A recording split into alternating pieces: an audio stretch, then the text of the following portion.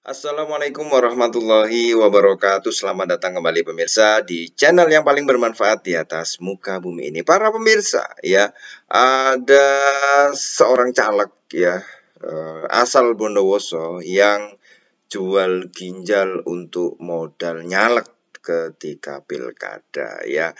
Ini menarik sebenarnya. Apakah dia betulan ya mau atau ini maknanya sindiran ya.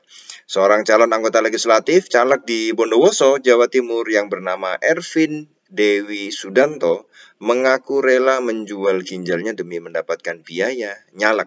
Ya, ia kini melelang ginjalnya dengan sistem door to door, yakni dengan mendatangi warga dan mencari siapa yang bersedia membeli ginjalnya ya. Apa kata-kata dia ini menarik ya. Langkah ini terpaksa saya lakukan sebab saya melihat kondisi demokrasi di Indonesia saat ini memprihatinkan ya, kata pria yang merupakan caleg Partai PAN, dikutip dari media online Selasa 16 Januari 2024 ya.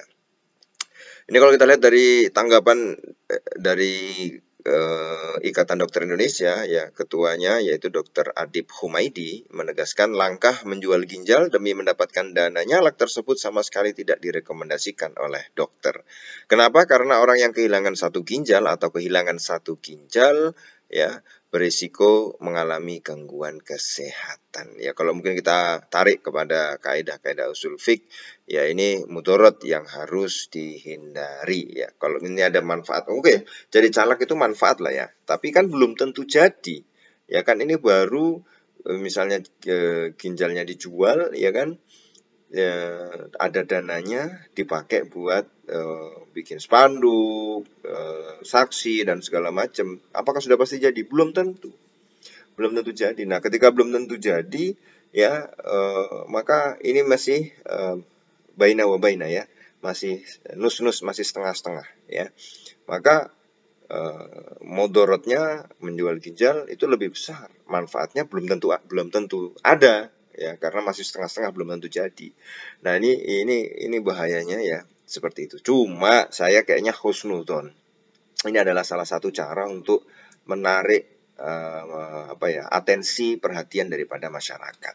Yang artinya apa? Ini loh, demokrasi kalau masih mau nerima amplop, ya itu akan mahal. Ketika demokrasi mahal, maka tidak semua orang bisa menjadi anggota legislatif. Ya, maka kalau itu tetap mahal, maka yang menjadi anggota legislatif hanya orang-orang kaya. Maka ketika orang kaya menjadi anggota legislatif, ia tidak benar-benar menyuarakan suara pemilih ya, karena ada kepentingan-kepentingan yang itu bisa dia beli ya, menjadi anggota legislatif itu dengan cara membayar masyarakat, misalnya dengan amplop, serangan fajar dan lain sebagainya. Ya, jadi seolah-olah ia ingin melihat ya ke depan ya, bahwa demokrasi kita sangat memperhatinkan, makanya saya jual ginjal. Ketika dia door to door, maka orang-orang diharapkan akan sadar, oh iya, saya mencoblos ya, jangan sampai kemudian mengambil uang atau dana demi pilihan tertentu, ya kan seperti itu. Ya, jadi berpikir karena demokrasi begitu mahal. Nah, kalau demokrasi dibuat murah kan siapa saja bisa menjadi anggota legislatif bahkan tanpa uang, dan yang diharapkan dari situ apa? Bahwa benar-benar bisa mewakili suara rakyat. Ya, karena benar-benar tidak ada proses transaksi ya, transaksional jual beli ya di situ. Ya, jual beli suara ya tidak ada. Saya tidak membeli suara Anda, tapi saya mewakili Anda gitu. Apa yang Anda inginkan gitu kan, seperti itu. Nah, ini sebenarnya mungkin ini adalah bentuk sindiran sebenarnya. Tapi ini betul-betul menjadi perhatian daripada Ikatan Dokter Indonesia ya, yang kemudian beliau menjelaskan bahwa transplantasi ginjal itu pun tidak bisa dilakukan sembarangan, ada prosedur tertentu, persetujuan antara donor dan penerima transplantasi, serta proses pencocokan ginjal dari donor ke penerima ginjal. Dokternya pun juga ini tidak semua dokter ya, proses pengangkatan ginjal itu tidak bisa dilakukan sembarangan dokter oleh dokter ya, apalagi cuma berdasarkan keuntungan ya. Nah, kalau kata Dokter Adib, Ketua Ikatan Dokter Indonesia, dia mengorbankan kesehatannya, itu yang menurut kami berharap tidak dilakukan ya. Nah, ini saran daripada Ikatan Dokter Indonesia. Ya, saya rasa memang sudah sewajarnya IDI kemudian turun tangan memberikan komentar. Ya, tapi mungkin bisa kita maknai, ya mudah-mudahan tidak sampai menjual ginjalnya, tetapi bisa dimaknai juga para pemirsa bahwa ini adalah bentuk sindiran. Ya, bentuk sindiran yang menurut dia, kenapa dia melakukan itu ya? Coba lihat ya. Eh, di media online itu dikatakan, karena apa?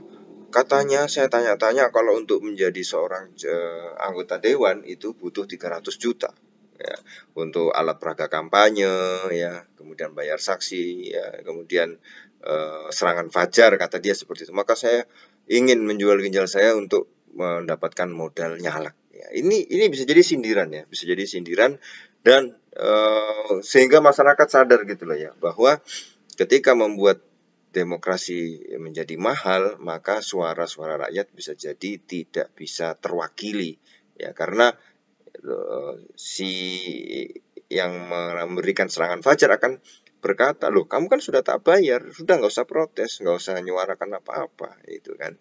Nah, inilah yang mudah-mudahan niatnya seperti itu, sehingga apa para pemirsa, sehingga ini menyadarkan banyak orang bahwa demokrasi yang ada sekarang itu adalah mahal ya, sampai ada caleg yang rela menjual ginjalnya ya, ini dalam tanda kutip ya, agar masyarakat sadar, agar masyarakat itu tidak mau menerima serangan fajar ya, tidak mau dan juga tidak mengharap ada amplop dalam rangka memilih sebuah calon ya. Jadi saya membayangkan kalau banyak orang-orang yang idealis dalam tanda kutip, dia memang bukan golput loh ya, dia memang datang ke TPS, memilih, tidak mendapatkan amplop, tapi karena dia menimbang-nimbang ya, dari berbagai banyak calon itu mana yang menurut dia memberikan manfaat, itu sungguh luar biasa. Ya, itu kalau bisa dilaksanakan di seluruh Indonesia, saya yakin bagus banget itu ya, bagus banget. Karena ya begitulah, ya begitulah. Sedangkan kalau kemudian ada fatwa dalam tanda kutip dari kiai ya, yang kiai ini besar, yang ada di media sosial ya, yang kemudian dijadikan landasan hukum ya, rujukan untuk menerima amplop serangan fajar ya. Ini kata kiai ini boleh kok, yang penting konteksnya beliau itu ngomong itu dalam apa? Kan beliau mengatakan ya, kalau untuk menegakkan kebenaran itu harus dengan menyebar amplop ya, memberikan uang ketika pemilu supaya orang yang yang buruk tadi tidak jadi, ya itu tidak apa-apa ya, diberikan saja amplopnya, dalam tanda kutip membolehkan money politik gitu ya. Tapi konteksnya apa? Karena yang musuhnya atau saingannya yang dalam pilkada atau pil-pil yang lain lah ya, dalam pemilihan itu sudah bisa dipastikan mudorotnya, sehingga kalau dia jadi itu akan membahayakan. Tapi pertanyaannya, ketika saingannya itu banyak dan rata-rata ya, kita tidak menjudge mereka dengan kemudorotan, dengan bahaya, bahkan juga mungkin bisa juga saingannya juga sama-sama bermanfaat, apakah fatwa ini masih berlaku? Ya, ini kan seolah-olah menggampangkan ya kondisi yang ada di lapangan gitu ya. Itu dia jahat, dia buruk, kalau dia jadi wah bahaya ini. Apakah dalam pemilu kada atau pemilu-pemilu yang lain itu pas pemilihan itu pasti seperti itu, yang musuhnya pasti jahat? Ya, bagi kita dia mungkin buruk, tapi jangan-jangan kita juga yang nyalonkan ya, di mata dia juga buruk. Ya, gimana kita bisa menentukan dia itu benar-benar buruknya itu kan? Nah, kita juga tidak tahu. Tapi ya kita berhusnuzon bahwa setiap calon itu pasti punya kebaikan-kebaikan. Sehingga ya, apa yang dikatakan oleh kiai besar ini yang sering dikutip itu harus diterjemahkan ya dengan konteks per daerah kalau pilkada, dengan konteks zaman, apakah sama kondisinya dengan apa yang dikatakan oleh beliau. Ya, apa yang dikatakan oleh beliau. Misalnya presiden cuma ada 2 calon presiden. Apakah benar-benar yang salah satu yang lain itu adalah buruk kalau dia berkuasa? Kita tahu dari mana? Kan belum berkuasa. Tapi kalau sudah bisa dipastikan kalau zone itu adalah zonnya mengarah kepada akbaruzon ya, prasangka yang sudah mendekati benar, nah itu boleh digunakan fatwa itu. Tapi kalau kemudian masih setengah-setengah, kita juga nggak tahu dia benar-benar buruk atau enggak kalau dia berkuasa, ya janganlah pakai fatwa itu ya. Nah itu kita harus melihat konteksnya, beliau itu menjelaskan dalam bab apa, dalam kitab apa, nah yang kemudian terjadi bagaimana? Apakah itu bisa diterapkan di seluruh Indonesia dalam semua pilkada? Kan tidak. Kita yang lebih tahu bahwa calon-calon anggota legislatif atau calon-calon kepala daerah di tempat kita itu bagaimana, ya kan? Nah, itu yang harus digali biar tahu. Apakah itu pasti buruk di mata nanti ketika berkuasa, ketika jadi, kan belum tentu juga. Ya, apalagi di zaman sekarang para pemirsa ya, kekuatan itu dibagi menjadi 3. Kita kan membelah kekuatan itu menjadi 3. Ada eksekutif, ada legislatif, ada yudikatif. Kecuali kalau kita memilih raja ya, yang raja itu 3-tiganya dikuasai oleh dia, eksekutif, yudikatif, legislatif ya, dan itu dengan mengangkat raja dengan pemilu misalnya. Nah, itu ya, ada 2 calon raja misalnya. Nah, itu bahaya. Tapi sekarang dalam demokrasi kekuasaan dibagi menjadi 3, jadi ya kalau salah satu sewenang-wenang pasti akan ada yang lain yang bisa mengimbangi. Kalau misalnya sewenang-wenang cuma sepertiga aja. Jadi itu para pemirsa ya. Mudah-mudahan ya ini menjadi manfaat buat kita untuk bisa lebih terbuka lagi dalam pilkada. Terima kasih. Assalamualaikum warahmatullahi wabarakatuh.